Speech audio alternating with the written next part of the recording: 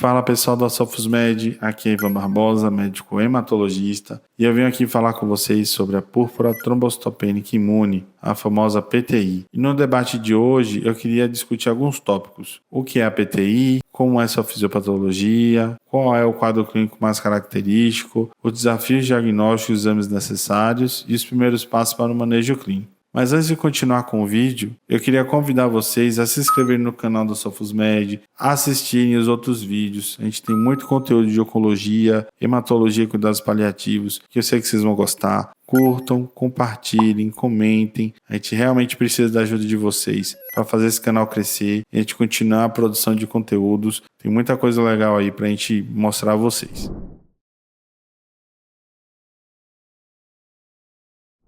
Bom, agora vamos falar sobre a PTI, né? A púrpura trombocitopênica imune, ela é uma doença autoimune que se caracteriza por uma plaquetopenia isolada e o paciente costuma ter plaquetas menores do que 100.000, podendo chegar a níveis muito baixos, como 30.000, 20.000 ou 10.000. Geralmente o paciente não tem outras citopenias, como anemia, leucopenia, neutropenia, linfopenia. É a famosa plaquetopenia e mais nada. E como é que funciona a fisiopatologia? A PTI, ela surge devido à produção de autoanticorpos contra antígenos plaquetários. E isso leva à destruição periférica acelerada dessas plaquetas, principalmente nos macrófagos do baço e em menor grau no fígado. Um outro mecanismo fisiopatológico da PTI é a disfunção dos meacariócitos, que são as células responsáveis pela produção das plaquetas dentro da medula óssea. Essa disfunção acontece tanto pelo ataque dos autoanticorpos contra os meacariócitos,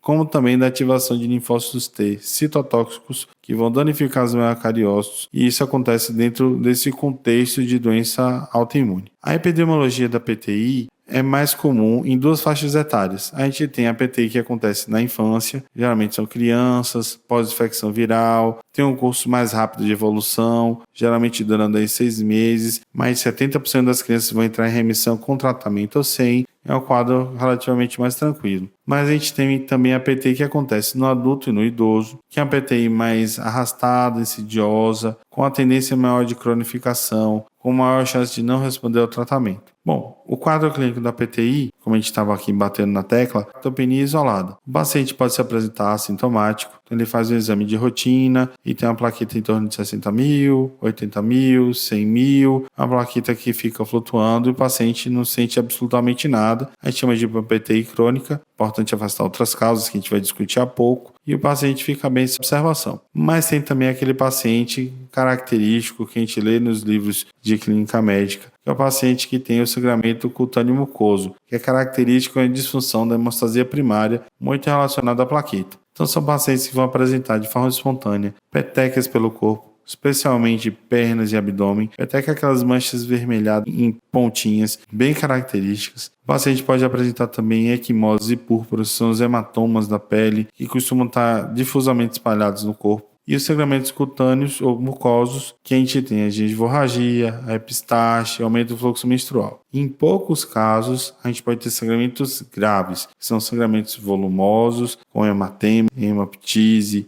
melena, hematúria franca e até sangramento do sistema nervoso central. São realmente quadros muito críticos. Em relação ao quadro clínico, é muito importante a gente também avaliar nos pacientes idosos, especialmente, os sintomas B. Então, se o paciente tem febre, ele tem uma perda ponderal importante, que é 10% do peso nos últimos 6 meses, sudorese noturna, além do surgimento de linfonodomegalia. E por que isso é importante na PTI? Que nos pacientes idosos ou naqueles pacientes com PTI refratária, como a gente vai discutir adiante, a gente pode ter a PTI com a manifestação paraneoplásica de uma doença linfoproliferativa, que são os linfomas, outras neoplasias ocultas. É muito importante de fazer essa investigação de forma ativa. Na história clínica, também é importante a gente avaliar medicações, porque algumas medicações podem levar ao surgimento de PTI, como os antibióticos, especialmente cefalosporinas, antidepressivos, anti-inflamatórios. O diagnóstico de PTI. Bom, para a gente fazer o diagnóstico de PTI, é importante tentar que o diagnóstico ele é clínico, laboratorial e principalmente de exclusão. Eu preciso afastar, excluir outras causas de plaquetopenia. Então, vamos lá por partes. Uma causa muito importante que a gente precisa afastar é a pseudoplaquetopenia. O que é a pseudoplaquetopenia? Tem indivíduos que desenvolvem anticorpos contra o anticoagulante do tubo que a gente coleta o hemograma, que é o famoso EDTA.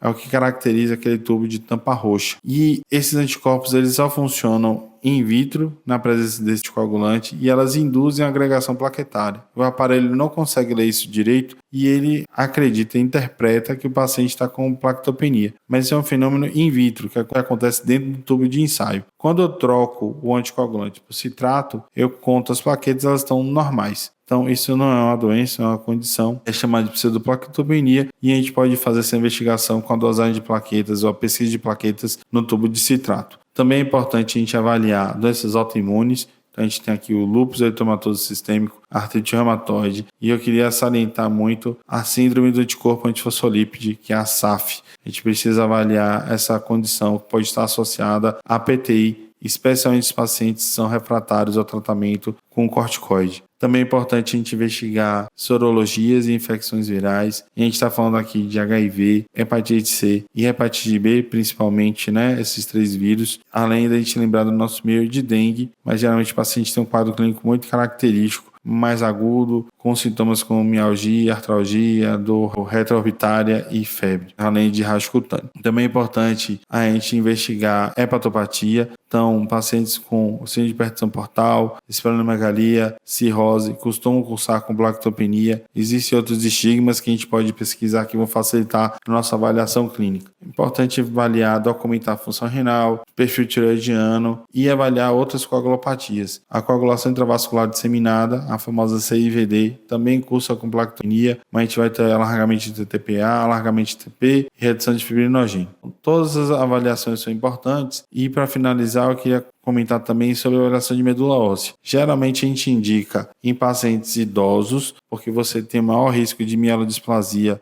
e a citopenia que está se manifestando pode ser apenas plaquetopenia. E nos pacientes que não respondem bem à terapia inicial, é uma coisa que a gente deve considerar, especialmente pensando na anemia plástica. Geralmente, na anemia plástica, a gente vai ter mais pancitopenia, mas em alguns pacientes pode se manifestar inicialmente com plaquetopenia isolada. É importante a gente lembrar de estudo medular nos pacientes idosos e nos pacientes refratários. Lembrando que, às vezes, com o estudo medular, a gente faz diagnóstico de doenças proliferativas. Bom, nos pacientes graves, que chegam no pronto-socorro com plaquetopenia importante, com muito sangramento cutâneo mucoso, a gente pode iniciar o tratamento de resgate com a imunoglobulina. A imunoglobulina tem como mecanismo de ação saturar os receptores do macrófago para anticorpo com essa imunoglobulina humana, e isso impede que o complexo antígeno, anticorpo e plaqueta, autoanticorpo e plaqueta, se ligue ao macrófago. Então, a gente satura o sistema imunológico com anticorpos da imunoglobulina, evitando a destruição das plaquetas. Isso faz com que as plaquetas subam de forma muito rápida, né? A grande questão da imunoglobulina é que ela é um tratamento fugaz. Depois que tiver a meia-vida da imunoglobulina, o organismo começar a eliminar, vai liberar esses receptores e o macrófago vai voltar a destruir as plaquetas. Então, a imunoglobulina a gente utiliza em pacientes com sangramentos graves, pacientes mais velhos com plaquetopenia importante, ou se eu estou pensando no planejamento cirúrgico, um paciente com PTI. E um outro tema importante, transfusão de plaqueta. Vale a pena transfundir plaqueta do paciente com PTI? De uma maneira geral, a gente não transfunde, mesmo se o paciente tiver menos de 10 mil de plaqueta, porque a transfusão não costuma ter boa resposta. O paciente vai ter destruição de plaquetas ainda assim e você adiciona o ônus, o risco da transfusão com reação transfusional sem necessidade. Agora, se o paciente está num quadro clínico grave de sangramento, seja uma hematêmese volumosa, hemoptise sem parar, sangramento externo nervoso central, nesse cenário a gente lança assim mão da transfusão de plaqueta, ou se há necessidade de intervenção cirúrgica, você pode complementar com transfusão de plaqueta para ajudar o paciente.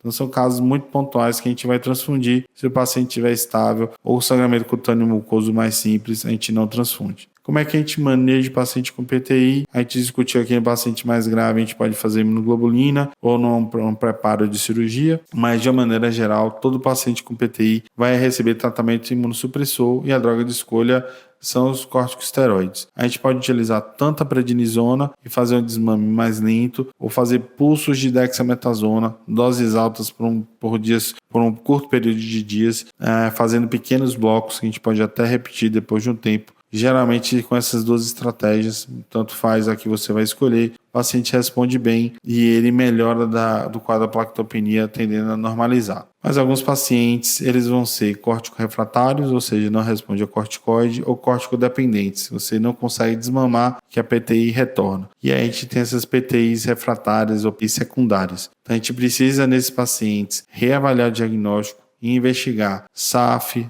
lúpus, artrite reumatoide, doenças autoimunes. Se não for investigado, precisa avaliar de novo. Investigar neoplasia oculta, especialmente linfomas. Então, avaliar a tomografia de pescoço, tórax e abdômen. Pesquisar por linfocitose. Pensar em avaliação de medula óssea para fazer diagnóstico diferencial com mielodisplasia e aplasia medular. E importantíssimo a gente lembrar de infecção por H. pylori. Então, todo paciente com PTI refratária que não responde bem a corticoide ou outras terapias, lembrar de infecção por H. pylori. Nos pacientes que a gente excluiu outras causas, tem realmente PTI, não está respondendo ao corticoide, não consegue desmamar, a gente vai começar a discutir segunda e terceira linha. Como opção de segunda linha, a gente tem, falando de forma bem breve, a esplenectomia, que é um tratamento cirúrgico potencialmente definitivo. Nesses pacientes, a gente precisa lembrar de vacinar para germes encapsulados, coco, meningococo, hemófilos, além de gripe anual. A gente tem com outras opções o rituximab com anti-CD20 e a gente também tem os agonistas da lipoetina, que são medicações que aumentam a produção de plaquetas, estimulando a produção de miocardiosos, com resultados bem interessantes. E já utilizando em casos mais selecionados, são os imunossupressores como azatioprina, ciclosporina, ciclofosfamida, danazol, micofenolato. E é isso, galera. É isso que eu queria falar com vocês sobre o PTI. É um tema bastante interessante. Espero que vocês tenham gostado do vídeo. Comentem que a gente pode trocar algumas ideias. Curtam e estou à disposição para outros vídeos. Agradeço demais vocês acompanharam até aqui. Um abraço e até a próxima. Valeu!